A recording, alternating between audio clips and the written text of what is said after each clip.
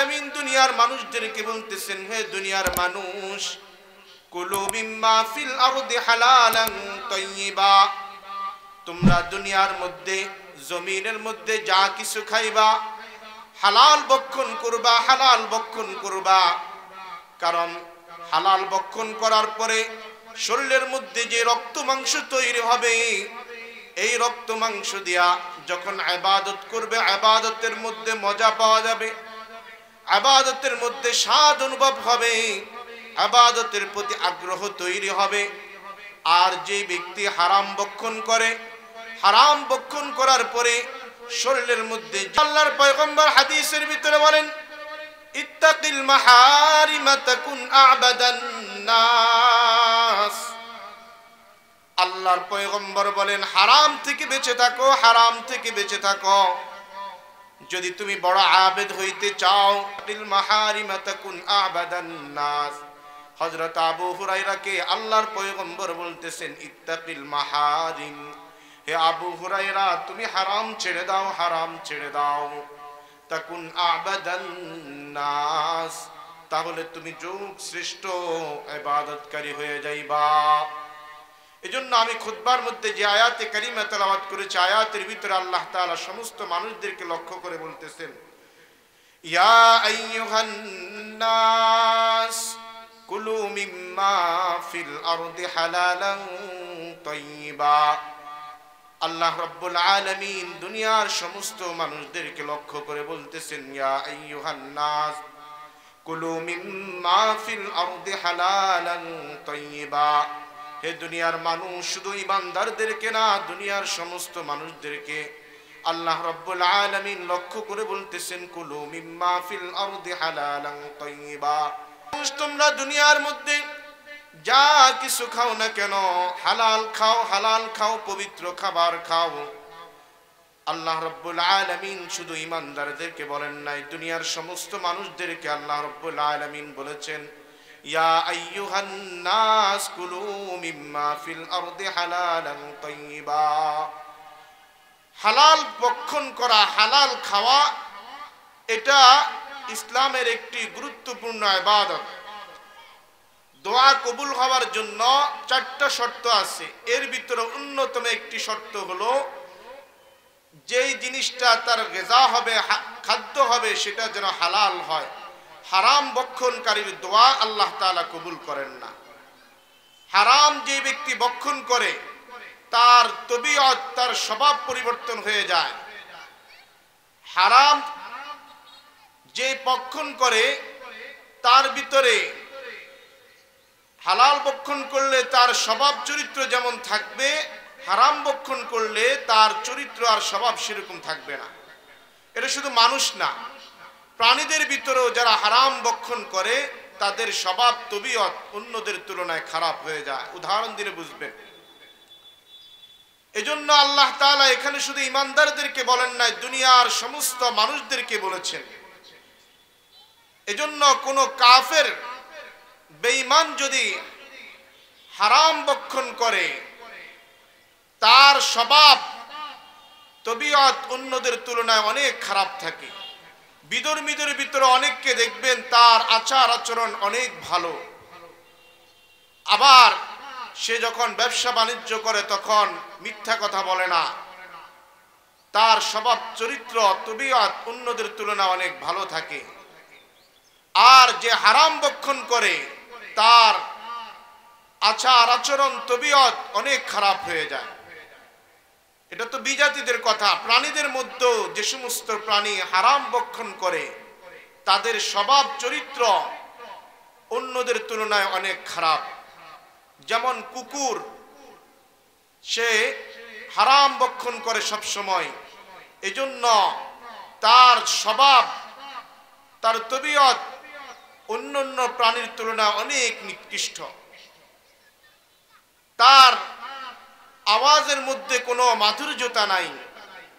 পক্ষান্তরে আরেকটা প্রাণী পৃথিবীর বুকে আছে, সেটা হলো বিড়াল।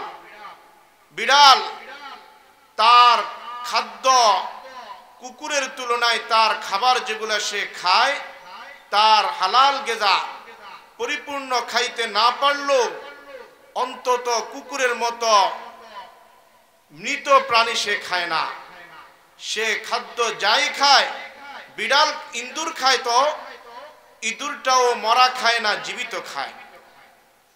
এরকম ভাবে বিড়াল আরো যা কিছু খাদ্য হিসাবে গ্রহণ করে সেগুলা সে একেবারেই হারাম খায় না।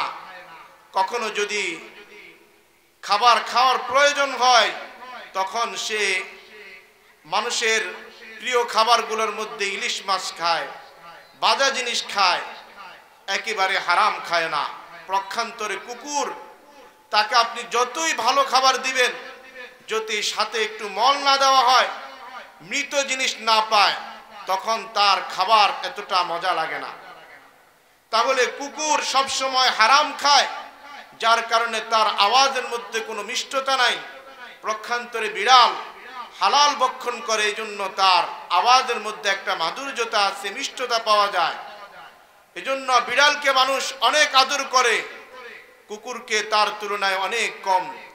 কুকুরকে মানুষ ঘৃণা করে, কারণ কুকুরের খাবার হলো হারাম, যার কারণে কুকুরের আওয়াজের মধ্যে মিষ্টতা নাই। শুধু তাই নয়, কুকুর যদি কোনো একটা পাত্রের মধ্যে মুখ দেয়, তখন সেই পাত্রটা এতটাই নাপাক হয়ে যায় যে 7 বার সেটাকে ধুইতে হয়। পক্ষান্তরে ওলামায়ে ইকরাম জানেন, বিড়াল যদি কোনো পাত্রের মধ্যে মুখ দেয়, তখন এই পাত্রটাকে 7 বার নয়, 1 বার দোয়াও ফরজ করা হয় নাই। বিড়াল যদি কোনো পাত্রে মুখ দেয়, তখন সেটা বেশির থেকে বেশি ফুকাহায়ে কেরাম সেটাকে মাকরু বলেন, কিন্তু হারাম বলেন না। পক্ষান্তরে কুকুর যদি কোনো পাত্রে মুখ দেয়, সেটা হারাম তো হয়েই যায়, সাথে সাথে ওই পাত্রটাকেও পর্যন্ত 7 বার ধৌত করা লাগে। এটার ব্যবধান কেন হলো? কারণ কুকুর যা খায় তার অধিকাংশ খাবার হলো হারাম, পক্ষান্তরে বিড়াল যা খায় তার অধিকাংশ খাবার হলো হালাল। এজন্য কুকুরের গায়ের সাথে যদি শুধু কুকুর কোনো পাত্রে মুখ দিলে 7 বার ধুইতে হয় না, কুকুরের গায়ের সাথে যদি আপনার কোনো শরীর লাগে বা আপনার কোনো জামা কাপড় লেগে যায়, আপনার জামা কাপড় ভিজা, কুকুরের শরীর শুকনো, তাহলেও আপনার জামা কাপড় নাপাক হয়ে যাবে। অথবা কুকুরের শরীর নাপাক, আপনার জামা কাপড় পবিত্র শুকনা, তাহলে আপনার শরীরের কাপড়টাও নাপাক হয়ে যাবে। কুকুর এতটাই নিকৃষ্ট হয়ে গেল, কারণ তার অধিকাংশ খাদ্য গ্রহণ করে সে হারাম ভক্ষণ করে। পক্ষান্তরে বিড়াল যা ভক্ষণ করে তার অধিকাংশ খাবার হলো হালাল। এজন্য হালাল ভক্ষণ করার ব্যাপারে আল্লাহ তাআলা কোরআনে আমাদেরকে আদেশ করেছেন, ইয়া আইয়ুহান নাস কুলু মিম্মা ফিল আরদি হালালান তাইয়্যিবা। আল্লাহ রাব্বুল আলামিন দুনিয়ার মানুষদেরকে বলতেছেন, হে দুনিয়ার মানুষ, কুলু মিম্মা ফিল আরদি হালালান তাইয়্যিবা, তোমরা দুনিয়ার মধ্যে, জমিনের মধ্যে যা কিছু খাইবা হালাল ভক্ষণ করবা, হালাল ভক্ষণ করবা। কারণ হালাল ভক্ষণ করার পরে শরীরের মধ্যে যে রক্ত মাংস তৈরি হবে, এই রক্ত মাংস দিয়া যখন ইবাদত করবে, ইবাদতের মধ্যে মজা পাওয়া যাবে, ইবাদতের মধ্যে স্বাদ অনুভব হবে, ইবাদতের প্রতি আগ্রহ তৈরি হবে। আর যে ব্যক্তি হারাম ভক্ষণ করে, হারাম ভক্ষণ করার পরে শরীরের মধ্যে যে রক্ত মাংস তৈরি হবে, এই রক্ত মাংসের দ্বারা যখন নাকি ইবাদত করবে, ইবাদতের মধ্যে মজা পাবে না, স্বাদ পাবে না। এজন্য হালাল ভক্ষণ করার ব্যাপারে আল্লাহ তাআলা আমাদেরকে বলেছেন, ইয়া আইয়ুহান নাস কুলু মিম্মা ফিল আরদি হালালান তাইয়্যিবা। হালাল যখন নাকি মানুষ ভক্ষণ করে, হালাল ভক্ষণ করার কারণে মানুষের ইবাদতের মধ্যে মজার স্বাদ পাবে, আর হারাম ভক্ষণ করলে সেটা পাবে না। একটা প্রাণী পর্যন্ত হারাম ভক্ষণ করার কারণে তার আওয়াজের মিষ্টতা আল্লাহ তাআলা নিয়ে গেছেন, তার সব কিছুকে আল্লাহ তাআলা নাপাক করে দিয়েছে। এরপরে আল্লাহর পয়গম্বর হাদিসের ভিতরে বলেন, ইত্তাক ইত্তাকিল মাহারিমা তাকুন আ'বাদান নাস। আল্লাহর পয়গম্বর বলেন হারাম থেকে বেঁচে থাকো, হারাম থেকে বেঁচে থাকো। যদি তুমি বড় আবেদ হইতে চাও, দুনিয়ার মধ্যে আমরা বড় আবেদ কাকে মনে করি? যে নামাজ পড়ে, তাহাজ্জুদ পড়ে, জিকির আজকার করে, তাকে আমরা বড় আবেদ মনে করি। কিন্তু আল্লাহর পয়গম্বর বলেন না, তুমি যদি হারাম ছেড়ে দাও, হারাম ছেড়ে দাও, তাহলে তুমি হইবা আ'বাদান নাস, মানুষের মধ্যে সবচেয়ে বড় আবেদ তুমি হয়ে যাইবা। হারাম ছেড়ে দাও। এই হারাম ছেড়ে দিলে মানুষ বড় আবেদ হইতে পারে। হাদিসের ভিতরে আসছে, বনি ইসরাইলের একজন ব্যক্তি ছিল, তার নাম ছিল কিফিল। এই লোকটা হাদিসের ভিতরে আসছে, আল্লাহর পয়গম্বর তার ব্যাপারে বলেন, এই লোকটা জগতের মধ্যে এমন কোনো পাপ নাই যেই পাপটা এই কিফিল করে নাই। বড় একজন পাপী। এই লোকটা দুনিয়ার মধ্যে যত খারাপ কাজ, যত নিকৃষ্ট কাজ, সব কিছু তার দ্বারা সংগঠিত হইত। এই কিফিলের ঘটনা, কিফিল মানুষকে টাকা ধার দিত, সুদের বিনিময়ে টাকা ধার দিত। আমাদের দেশের মধ্যে এরকম বহু লোক আছে, তার কাছে টাকা যদি আপনি এমনি চান, টাকা চাইলে সে আপনি পাবেন না। যখন নাকি আপনি সুদ ভিত্তিক তার সঙ্গে লেনদেন করবেন, তখন আপনি টাকা পাবেন। এই কিফিলের কাছে ওই সময়কার একজন মহিলা, বড় আবেদ, আল্লাহ পাকের একজন পবিত্র বান্দি, অভাবের মধ্যে পড়ে কিফিলের কাছে গেল কিছু টাকা ধার নেওয়ার জন্য। এখন কিফিল যত মানুষকে টাকা ধার দেয়, সুদের বিনিময়ে সে ধার দেয়, ঋণ দেয়। এই মহিলা যখন নাকি বিপদে পড়ে, যখন কোনো উপায় আর খুঁজে পাচ্ছে না, এই আল্লাহ পাকের বান্দি কিফিলের কাছে গেল। যাওয়ার পরে কিফিলকে বলল, আমার এরকম অনেক সমস্যার মধ্যে আমি পড়ে গেছি, আমাকে কিছু টাকা ধার দাও। কিফিল বলল যে তার কাছে কোনো টাকা নাই, সে খুব অভাবের মধ্যে আছে। তখন বারবার রিকোয়েস্ট করার পরে কিফিল তার যখন কোনোভাবেই দিতে রাজি হচ্ছিল না, হঠাৎ তার চেহারার দিকে কিফিলের নজর পড়ে যায়। মহিলাটা খুব সুন্দর ছিল। মহিলার চেহারার মাধুর্যতার প্রতি আকৃষ্ট হয়ে কিফিল তাকে প্রস্তাব দিল, তুমি আমার কাছ থেকে টাকা ধার নিবা, আমি তোমাকে টাকা দিব, বিনিময় নির্দিষ্ট দিনে নির্ধারিত সময়ে তুমি আমার সঙ্গে রাত্র যাপন করতে হবে। মহিলা তার যখন নাকি কোনো উপায় আর খুঁজে পাচ্ছে না, নিরুপায় হয়ে মহিলা কিফিলের কুপ্রস্তাবে রাজি হয়ে গেল।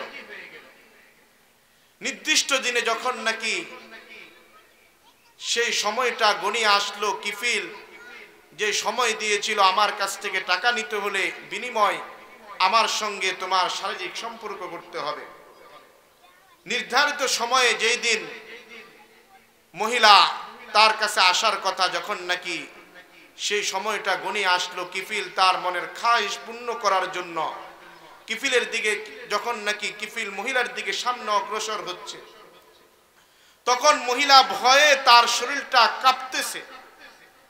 এখন মহিলা বলল, কি ব্যাপার, তুমি এত কাঁপতেছো কেন? তুমি তো নিজ থেকে আমার সঙ্গে রাজি হয়েছো, আমি তো তোমাকে বাধ্য করি নাই।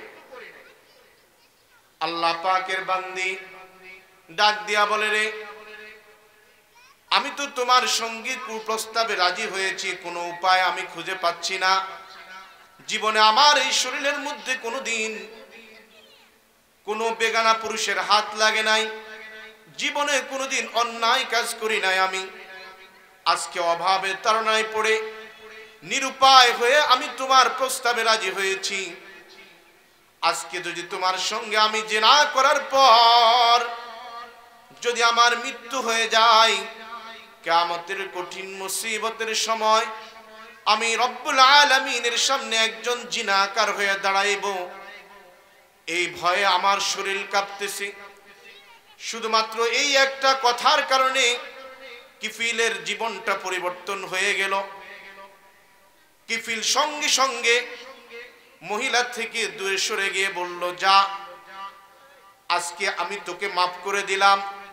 আজকের থেকে অতীতে আমি যত পাপ করেছি, যত মানুষকে আমি টাকা ধার দিয়েছি, সুদের বিনিময়ে হারাম পন্থায় ধার দিয়েছি, আজকে এখন থেকে আমি সবাইকে মাফ করে দিলাম। আজকের পর থেকে আমি আর কোনোদিন হারাম পথে আগাইব না। এই কথা বলে কিফিলের জীবনটা পরিবর্তন হয়ে যায়। আল্লাহর পয়গম্বর বলেন, দুনিয়ার মানুষ জানে যে কিফিল একজন বড় জালেম, কিন্তু আল্লাহর দরবারে যখন নাকি কিফিল এই হারাম কাজ থেকে ফিরে যায়, অন্তর থেকে যখন নাকি খাটে দিলে তওবা করে নেয়, তওবা করে নেওয়ার কারণে আল্লাহ তাআলা কিফিলের তওবাকে কবুল করে নেন। শুধু তাই নয়, কিফিলের মৃত্যুর পরে দরজার মধ্যে ফেরেশতা কর্তৃক আল্লাহ তাআলা কুদরতি ভাবে লিখে দেন, দুনিয়ার চোখে তোমাদের কাছে কিফিল অপরাধী হলো, আল্লাহর দরবারে কিফিল কোনো অপরাধী না। আল্লাহ তাআলা কিফিলকে ক্ষমা করে দিয়েছেন। আল্লাহর পয়গম্বরের জন্য হাদিসের ভিতরে বলেন, ইত্তাকিল মাহারিম তাকুন আ'বাদান নাস। হারাম ছেড়ে দাও, হারাম ছেড়ে দাও, আ'বাদান নাস, মানুষের মধ্যে বড় আবেদ হয়ে যাইবা। হাদিসের ভিতরে আরেকটা ঘটনা লেখা হয়, একদিন আল্লাহর পয়গম্বর সাহাবীদেরকে নিয়ে উপদেশ দিচ্ছেন, নসিহত করতেছেন। এমন সময় হঠাৎ করে আল্লাহর পয়গম্বর বললেন, এই মুহূর্তে যে লোকটা মসজিদে প্রবেশ করবে এই লোকটা জান্নাতি। সাহাবীরা সকলে পিছন দিকে তাকায়, দরজার দিকে তাকায় আছে, কে এই মুহূর্তে মসজিদের মধ্যে ঢুকতেছে। আল্লাহর পয়গম্বর তার জান্নাতের সার্টিফিকেট দিচ্ছেন, কারণ আল্লাহর পয়গম্বর যা কিছু বলেন নিজ থেকে কিছু বলেন না। ওয়ামা ইয়ানতিকু আনিল হাওয়া ইন হুয়া ইল্লা ওয়াহয়ুন ইউহা। মুহাম্মদ যা কিছু বলেন আল্লাহর পক্ষ থেকে বলেন। মুহাম্মদ হারগিজ না গুপ্তা, তা না গুপ্তা জিবরাইল। মুহাম্মদ কোনো কিছু ততক্ষণ পর্যন্ত বলে না যতক্ষণ পর্যন্ত জিবরাইল না বলে। আল্লাহর পক্ষ থেকে ইশারা পাওয়ার পরে পয়গম্বর বললেন, যেই ব্যক্তি এই মুহূর্তে মসজিদের দরজা দিয়ে ঢুকবে সে জান্নাতি। সাহাবীরা তাকায়া দেখেন, একজন সাহাবী মসজিদের ভিতরে বাঁ হাতে জুতা নিয়া মসজিদের মধ্যে ঢুকতেছে, তার দাঁড়ি থেকে টপ টপ করে পানি পড়তেছে। তার মানে সাহাবী এখন উজু করে আসতেছে। এইভাবে দ্বিতীয় দিন আবার আল্লাহর পয়গম্বর সাহাবীদেরকে নিয়েও নসিহত করতেছেন। এমন সময় আবার বললেন, এই মুহূর্তে যেই লোকটা মসজিদে প্রবেশ করতেছে সে জান্নাতি। সাহাবীরা তাকায়া দেখে আজকেও সেই ব্যক্তি যে গতকালকে মসজিদের মধ্যে এই সময় ঢুকেছিল, আজকেও তার হাতের মধ্যে বাম হাতে জুতা আর তার দাড়ি মরব করে পানি পড়তেছে। আল্লাহর পয়গম্বর এই কথা বলার পরে সাহাবীরা ওই লোকটাকে দেখতেছে। এইভাবে আবার তৃতীয় দিন একই সময় আল্লাহর পয়গম্বর বলতেছেন, যে লোকটা এখন মসজিদে প্রবেশ করবে ওই লোকটা জান্নাতি। তাকায়া দেখে সেই আগের জনেই আজকেও মসজিদের মধ্যে একই সিস্টেমে মসজিদের মধ্যে প্রবেশ করতেছে। সাহাবীদের অন্তরে কৌতূহল জেগে গেল। আল্লাহর পয়গম্বর এই ব্যক্তির ব্যাপারে জান্নাতের সার্টিফিকেট দিয়েছেন, আমরা একটু খোঁজ নিয়ে দেখব এই লোকটা কি আমল করে। এই জন্য সাহাবীদের ভিতরে একজন সাহাবী হযরত আব্দুল্লাহ ইবনে আমর ইবনে আল-আস রাদিয়াল্লাহু তাআলা আনহু, আল্লাহর রাসূলের এই সাহাবী ওই সাহাবীর কাছে গিয়ে বলল, আমি তোমার বাড়িতে মেহমান হতে চাই। বলে না কেন? ওই সাহাবীর উদ্দেশ্য হলো তাকে পরীক্ষা করা। আল্লাহর পয়গম্বর তাকে জান্নাতের সুসংবাদ দিয়েছেন, সার্টিফিকেট দিয়েছেন, কি আমল করে আমি আমলটা দেখব। ওই সাহাবীর বাড়িতে মেহমান হওয়ার পরে 3 দিন ওই সাহাবীর বাড়িতে মেহমান ছিল। মেহমানের নিয়ম হলো 3 দিন, সুন্নতি নিয়ম হলো 3 দিন। 3 দিন আল্লাহর পয়গম্বরের সার্টিফিকেট দেওয়া ওই সাহাবীর বাড়িতে হযরত আব্দুল্লাহ ইবনে আমর ইবনে আল-আস মেহমান হলেন। তিনটা দিন লক্ষ্য করতেছেন কি আমল করে এই সাহাবী আল্লাহর রাসূল থেকে জান্নাতের সার্টিফিকেট প্রাপ্ত হয়েছেন। 3 দিন যখন থাকার পর তার যাওয়ার পালা, আবার ওই সাহাবীকে লক্ষ্য করে বলতেছেন, হে সাআদ, ওই সাহাবীর নাম হলো কোন বর্ণনায় পাওয়া যায় সাআদ, হে সাআদ তুমি কি আমল করেছো যার কারণে আল্লাহর পয়গম্বর তোমাকে জান্নাতের সুসংবাদ দিয়েছে? আমি তোমাকে তা পরীক্ষা করার জন্য আজকে 3টা দিন পর্যন্ত তোমার বাড়িতে মেহমান হয়েছি, কিন্তু আমি তোমার ভিতরে এমন কোন আমল দেখি নাই। ওই সাহাবী প্রত্যেকটা দিন রাত্রে এশার নামাজ পড়ে ঘুমায় যায়, আবার সকালবেলা এসে ফজরের নামাজ পড়ে, বাড়তি কোনো আমল দেখে না। হযরত আব্দুল্লাহ ইবনে আমর ইবনে আল-আস রাদিয়াল্লাহু তাআলা আনহু বলতেছেন, আমরা তো তোমার চেয়ে আরো বহু গুণ বেশি আমল করি, কিন্তু তা সত্ত্বেও আল্লাহর পয়গম্বর কোন আমলের ভিত্তিতে তোমাকে জান্নাতের সুসংবাদ দিয়েছেন? তখন হযরতে সাআদ ডাক দিয়া বলে, হে আব্দুল্লাহ ইবনে আমর ইবনে আল-আস, আমার ভিতরে ওই রকম বেশি আমল তোমাদের মতো নাই, আমি অত বেশি আমল করতে পারি না, তবে আমি একটা কাজ করি। আল্লাহর পয়গম্বর বলেছেন, ইত্তাকিল মাহারিমা তাকুন আ'বাদান নাস। আল্লাহর পয়গম্বর বলেছেন, হারাম ছেড়ে দাও, হারাম ছেড়ে দাও, তুমি বড় আবেদ হয়ে যাইবা। আমি আমার জীবনে কোনো হারাম কাজ করি না, হারামের দ্বারে কাছেও যাই না, হারাম ভক্ষণ করি না, যার কারণে আল্লাহর পয়গম্বর আমাকে জান্নাতের সুসংবাদ দিয়েছেন, আলহামদুলিল্লাহ। তাহলে এই সাহাবী কোনো অত বেশি বড় আমল করে না, কিন্তু একটা আমল করে, আল্লাহর পয়গম্বর যেটা বলেছেন, ইত্তাকিল মাহারিম, হারাম ছেড়ে দাও, দেখবা তুমি বড় আবেদ হয়ে যাইবা। আমরা তো আবেদ মনে করি যে তাহাজ্জুদ পড়ে জিকির আজকার করে সেই বড় আবেদ, না, সেই বড় আবেদ না। বড় আবেদ আল্লাহর পয়গম্বর বলেছেন যে হারাম ছেড়ে দেয়। কি ছেড়ে দেয়? হারাম ছেড়ে দেয়। হারাম যে শরীরের মধ্যে প্রবেশ করে, আল্লাহর পয়গম্বর বলেছেন যার শরীরে হারাম ঢুকে আল্লাহ তাআলা তার দোয়া কবুল করেন না। জন্য দোয়া কবুল করার আরেকটা শর্ত হলো হালাল ভক্ষণ করা। হারাম ভক্ষণ করা যখন দোয়া করে, আল্লাহর পয়গম্বর বলেছেন তার দোয়া আল্লাহ তাআলা কবুল করেন না। তাহলে আমরা কি গ্রহণ করব? হালাল ভক্ষণ করব। হালাল যদি ব্যক্তি খায়, হালালের মধ্যে আল্লাহ তাআলা বরকত রাখছেন। উদাহরণ দিলে বুঝবেন, আমাদের দেশে কুকুরের বাচ্চা দেয় কিনা? হ্যাঁ, কুকুরের বাচ্চা দেয় না? বছরে কয়টা দেয়? সর্বনিম্ন 6টা। কথা বাস্তব কিনা বলে? কুকুরের বাচ্চা কয়টা দেয়? 6টা। আর পক্ষান্তরে আমাদের দেশে গরুও বাচ্চা দেয়, বছরে কয়টা? একটা। বছরে কয়টা? একটা বাচ্চা দেয়। তাহলে দেখেন, কুকুরে বাচ্চা দেয় বছরে 6টা, আর গরু বাচ্চা দেয় বছরে একটা। এরপরেও আপনারা বলেন তো, দেশে কুকুরের সংখ্যা বেশি নাকি গরুর সংখ্যা বেশি? হ্যাঁ, গরুর সংখ্যা কত বেশি? কোরবানি ঈদ আসলে দেশের মধ্যে শত শত হাজার হাজার গরু পশু জবাই হয় কিনা বলে? এত হাজার হাজার লক্ষ লক্ষ গরু কোরবানি হয়। তাহলে তো দরকার ছিল সারা দেশের মধ্যে গরুর সংকট পড়ে যাওয়া, কিন্তু গরুর সংকট পড়ে না।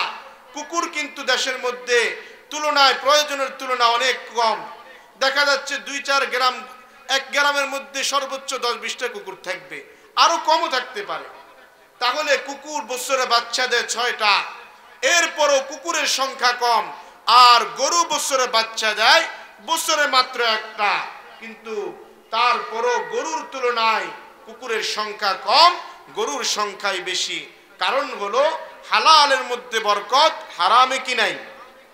বরকত নাই। কুকুর হারাম, সে খায় হারাম, তার সবকিছু হারাম, পশম পর্যন্ত হারাম। এজন্য আল্লাহর পয়গম্বর সরওয়ার দু আলম নবী রাসূলুল্লাহ সাল্লাল্লাহু আলাইহি ওয়াসাল্লাম একদিন ঘরের দরজার মধ্যে দাঁড়ানো। জিবরাইল আমিন আল্লাহর পয়গম্বরের সঙ্গে মুলাকাতের জন্য আসলেন। জিবরাইল ঘরের মধ্যে ঢুকতেছে না। আল্লাহর পয়গম্বর বলতেছে, কি ব্যাপার ভাই জিবরাইল, তুমি ঘরে কেন প্রবেশ করতেছো না? জিবরাইল বলে, না, ঘরের মধ্যে প্রবেশ করা যাবে না। আল্লাহর পয়গম্বর আম্মা জান আয়েশাকে ডাক দিয়া বললেন, আয়েশা, ঘরের মধ্যে দেখো তো কোনো জীব জন্তু আছে কিনা। আম্মা জান আয়েশা বললেন, না, ঘরের মধ্যে কোনো প্রাণী নাই।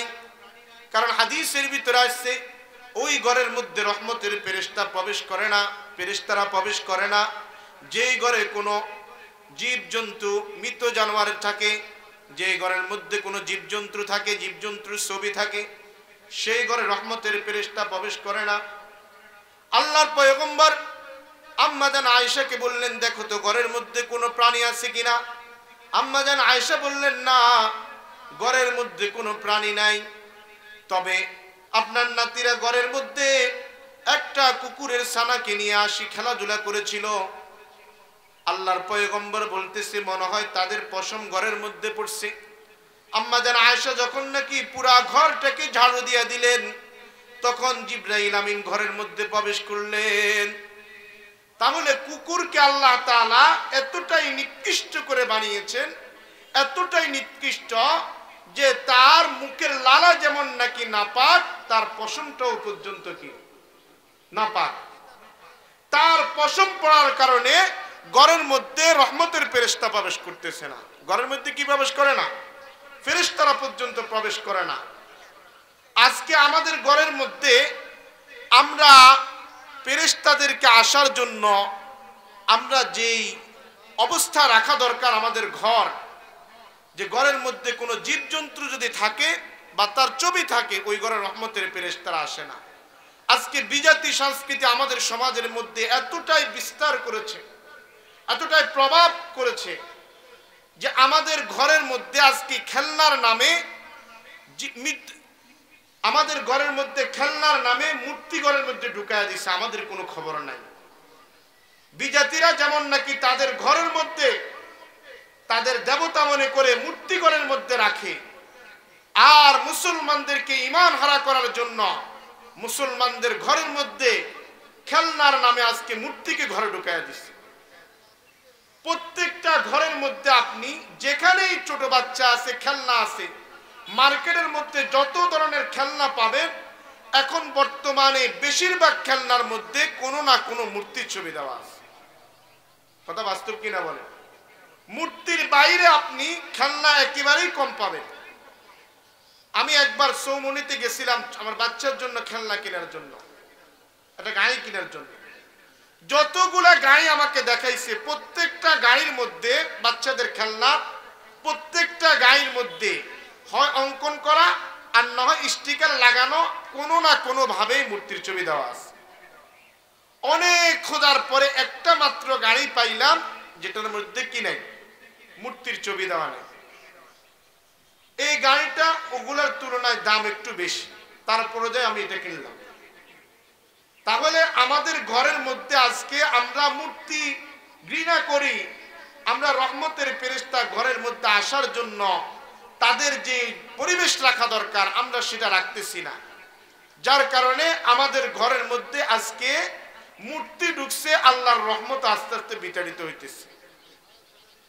এই জন্য ঘরের মধ্যে যদি রহমত আনতে হয় তাহলে আপনার ঘর থেকে এই মূর্তিকে বের করতে হবে।